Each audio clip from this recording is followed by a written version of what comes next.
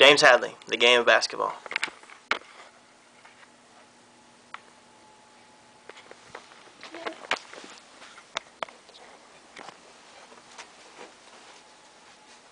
Hi everybody, my name is James Hadley. I'm talking to you my informative speech about the game of basketball. The game of basketball was actually invented on a game called Duck on a Rock. I know it kind of sounds silly, but Dr. James Namath in 1891 invented this game out of one of his childhood games, which was Duck on a Rock, which insisted on two kids having a rock and trying to throw a duck, not a live one, but just a rubber duck off a rock, and whoever hit it the most times won the game. In 1891, Dr. James Namath needed to invent a game for kids to play after school and something to do in the community, so he invented the game of basketball. It actually consisted of two basketball goals, about 10 foot high, with two posts, and kind of simple rules. Whoever put the ball in the hoop is more times than the other team won. As the time grew on, this game kind of gained popularity, and in 1939, the first game, like collegiate game championship, was actually played between the University of Oregon and Ohio State. Oregon ended up winning this game in 57-53. In 1940, the game caught on with popularity, and it was actually televised for the first time in Madison Square Garden. This kind of helped bring basketball to the people's eyes. Now, through the 50s and 60s, the game actually grew in popularity, probably because of some major stars that helped give some spark and some shimmer to this game.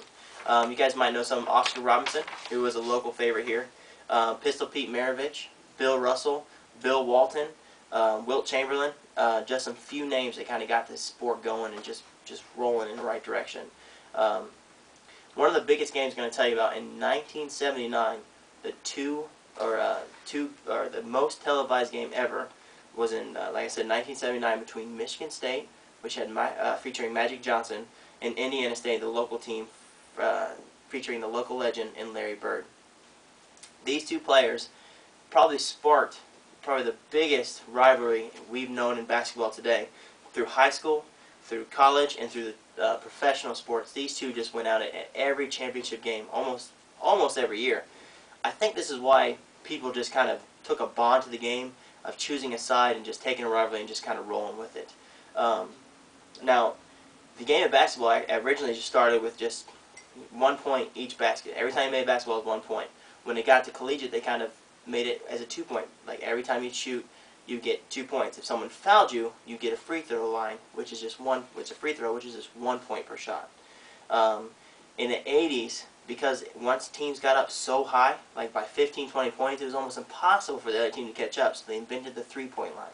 Now this is about 20 foot back, 20 to 22 feet back, and what this does is someone who's down 15, 20 points can catch up in a faster manner by only stopping the team 5, 6 times and catching up, where normally they'd have to do about 12, 15 times.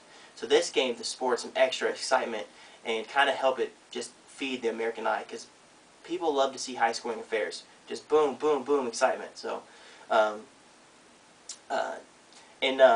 one player I want to talk about in basketball was probably the guy who made this sport what it is today, Michael Jordan.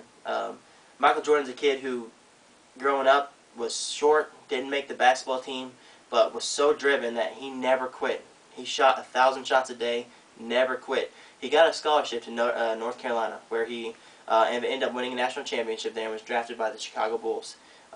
People in Indiana should know him because he took the Pacers out of every single championship game through the mid-90s.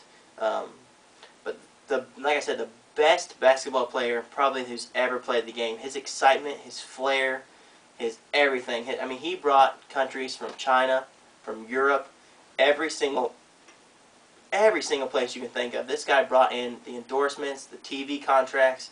I mean, he was the deal. He made basketball with him, Isaiah Thomas, Patrick Ewing, Clem Olajuwon, Clyde Drexler. These guys in the 90s just brought this game to a new level. Michael Jordan led the way, but there was plenty of other stars who helped him out along that way. Now, you guys know today you still got some big, huge stars that are bringing this game to new levels. You got LeBron James, the Kobe Bryants. These guys are getting scoring titles, just making all kinds of excitement. So it's probably why this sport is probably like the most popular sport throughout the whole planet. So the one thing I wanted to inform you guys about was just getting this speech, or just giving you a little knowledge about the game of basketball. Now we only had 5 to 8 minutes to talk about it, so I kind of just sped things up a little bit. But hope you guys got some great information, and thank you for listening.